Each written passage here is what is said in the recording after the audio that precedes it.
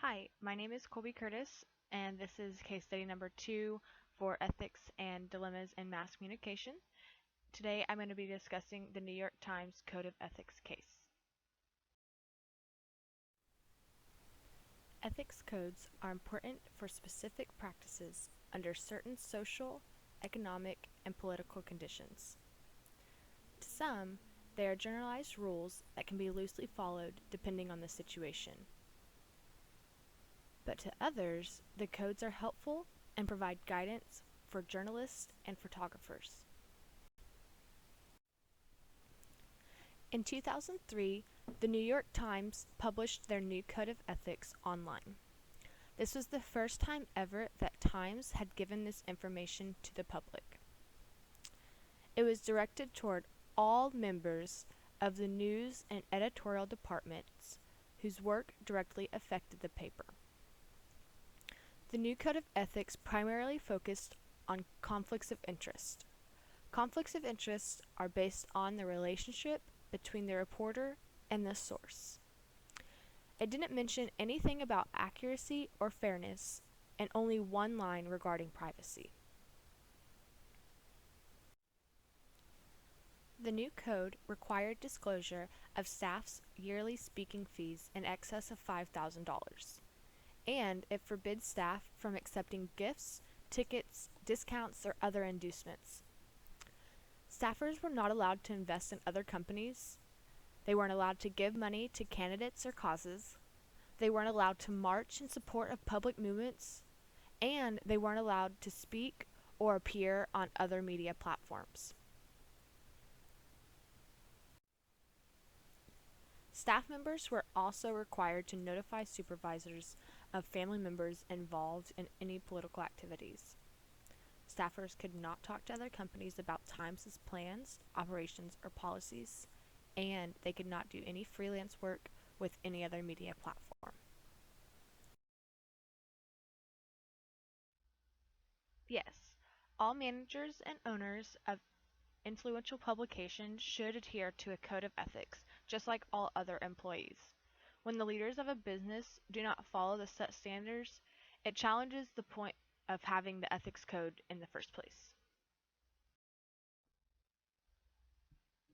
The notion of perception is far more important than action when it comes to the issue of conflicts of interest. Why? Because conflicts of interest usually happen before action can even take place. One must have a future-oriented mindset to prevent conflicts of interest. People don't usually care how someone's personal life is related to his or her professional life, but the connection is always one that can damage one's credibility in the journalism world. Yes, the New York Times should have addressed key ethical standards such as accuracy, fairness, and privacy in their Code of Ethics published in 2003. All of these relate to journalistic integrity of the paper. Even if most of the journalists follow these standards, it helps Times' image toward the public. In 1933, the American Newspaper Guild created one of the first code of ethics constructed by its journalists rather than its managers. The new code required all personnel to serve the public good and not the special interests imposed by business pressures. Then, the code went on to say that because of the harmful business pressures, the news is only to be edited in the newsroom. This helped protect the newspaper's issues with conflicts of interest because the paper would no longer suppress sensitive news concerning influential persons, advertisers, commercial powers, or even friends of the paperman. Disclosure is not a remedy for conflicts of interest, but it does help give perspective on the story to the readers. A journalist's job is to report the facts, not opinion or biasness. The best remedy for conflicts of interest is for the journalist to remove him or herself from the reporting so that nothing personal is influenced to the reporter.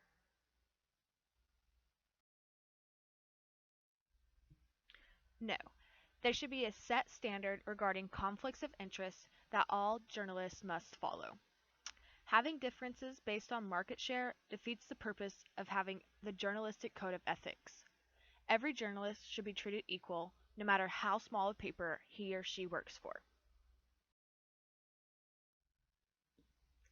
Yes, the Times Code does infringe on the human rights listed in the First Amendment. The staffers have given up the right to speak freely, assemble for a cause or movement, and outwardly support candidates. These restrictions violate the First Amendment. This is unacceptable and wrong. Outside of the workplace, these behaviors and actions should be allowed. There are no such instances when removing oneself from an assignment is unacceptable. If the journalist feels that there's going to be a conflict of interest, then he or she should always ask to step down from reporting that story. There's always going to be another story that he or she can report on in the future. This issue goes back to the citizens' right issue. Journalists should be able to have a life outside of work. Although letting others know that they are part of these organizations should be required. For example, if a story arises that they might have bias for, then he or she should step down. But the editor would be the determining factor to see if he or she can report on the subject. Historically, other newspapers have created a risky code of ethics. For example, the American Newspaper Guild, as mentioned earlier. Both papers created codes that were first of its kind. In 2003, the Times were most likely influenced by advancements in social media, which allowed personal details to be displayed for everyone to see. Conflicts of interest were the main focus because they knew it was going to become a new and more prevalent issue.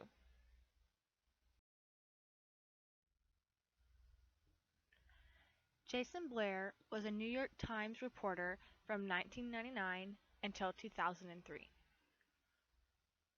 While he was a reporter, he committed an ethically wrongdoing when he decided to plagiarize and lie in his news articles. Blair explained that his fabrications started with what he thought was a relatively innocent infraction. He used a quote from a news press without actually quoting it. He described the gradual process whereby his ethical violations became worse and worse, and contended that his main motivation was a fear of not living up to the expectations that he and others had for his career. In 2003, Blair resigned, but the repercussions still follow him around, and many movies and TV shows were actually created based on Blair's story. Today, this is still considered one of Time's lowest points in history. No one likes being forced into something that he or she did not fully agree with. By creating a code that all staffers have a say in, makes for a better working team.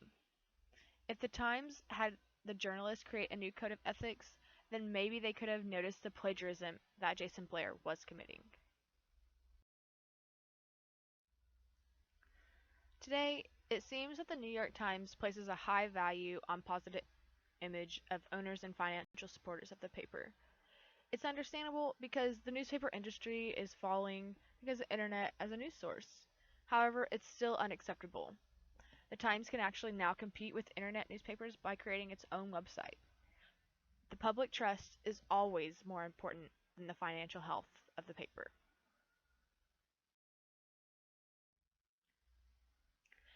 As I'm coming to a close, let's recap what I've talked about so far.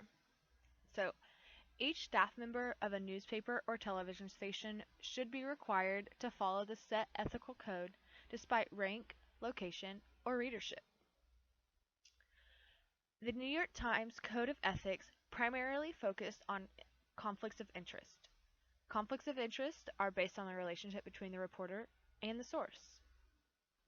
The best remedy for conflicts of interest is for the journalist to actually just remove him or herself from the reporting so that nothing personal is influential to the reporter. The 2003 New York Times Ethical Code actually violates the First Amendment for all journalists. Finally, there should be more guidelines regarding the actual reporting and work of the journalist. The code should separate one's work life from one's personal life.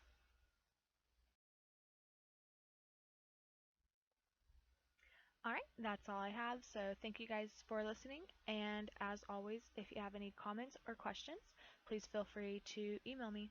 Thanks.